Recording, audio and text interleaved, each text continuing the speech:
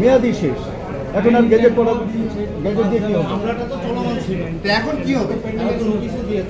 না না, মামলা চলমান ছিল সেইভাবে। আপনাদেরকে আমি একটি উদাহরণ দেই। 2000 সালে 99 সালের যে পার্লামেন্ট ইলেকশন হয়েছিল, সেই ইলেকশনে দেলোয়ার হোসেন সাইদি সাহেব ইলেক্টেড হয়েছিলেন। সেই ইলেকশন রেজাল্ট চ্যালেঞ্জ করে সুধাংশু শেখর হালদার বাবু হাইকোর্টে ইলেকশন পিটিশন ফাইল করেছিলেন। সেই ইলেকশন পিটিশনে হালদার বাবু জয়লাভ করার পরে দেলোয়ার হোসেন সাইদি সাহেব মহামান্য আপিল বিভাগে civil petition for leave to appeal দায়ের করেন। সেই লিভ টু আপিল নিষ্পত্তি হওয়ার আগে সংসদের মেয়াদ শেষ হয়ে যায়। তখন উক্ত মামলাটি মহামান্য আপিল বিভাগ ইনফ্র্যাকচুয়াস বলে খারিজ করে দেন। সুতরাং এইটা ব্যাখ্যা করবার কোনো সুযোগ নেই যে মেয়াদ শেষ হয়ে যাওয়ার পরেও মামলা ছিল বলে উনি আবার করবেন, শপথ নেবেন, এটা না।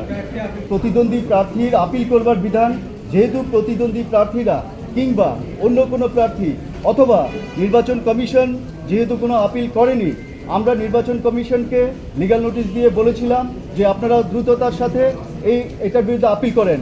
কারণ হচ্ছে এই জাজমেন্টটা একটা ফ্রডুলেন্ট জাজমেন্ট, তারা in collision with the court এই জাজমেন্ট দিয়েছে। সো আপনারা এটার বিরুদ্ধে আপিল করেন। আমরা তাদেরকে সময় দিয়েছি 3 দিন, ওনারা আপিল করেননি।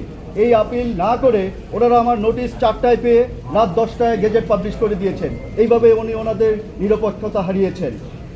সেইটা আমরা আদালতের কাছে তুলে ধরেছি। যখন ওনারা এই আপিল করছেন না, তখন রাষ্ট্রের একজন নাগরিক হিসেবে এবং বাংলাদেশ সুপ্রিম কোর্টের একজন আইনজীবী হিসেবে আমার রিট পিটিশনার এই রিট পিটিশনটি দায়ের করেন। আমরা বলেছি যেহেতু কোর্টের একটা অনিয়ম হয়েছে, যেহেতু একটা ফ্রড হয়েছে, জাইগান্টিক ফ্রড হয়েছে, it is a travesty of justice. So এখানে as a member of the bar, as an officer of the court, as a lawyer, every lawyer has right to file writ petition as a form of public interest litigation. আমরা সেই 27 তারিখের গেজেটটাকে challenge করে রিটটা করেছিলাম।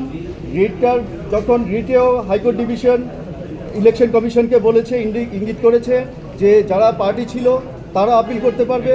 তাদের যদি appeal করতে হয়, যদি বার বাই লিমিটেশন কোনো রকম থাকে, তাহলে ওই বারটা লিমিটেশনটা কন্ডোন করে দিয়ে তাদের আপিল গ্রহণ করতে হবে। সেইটা হাইকোর্ট ডিভিশন বলেছে।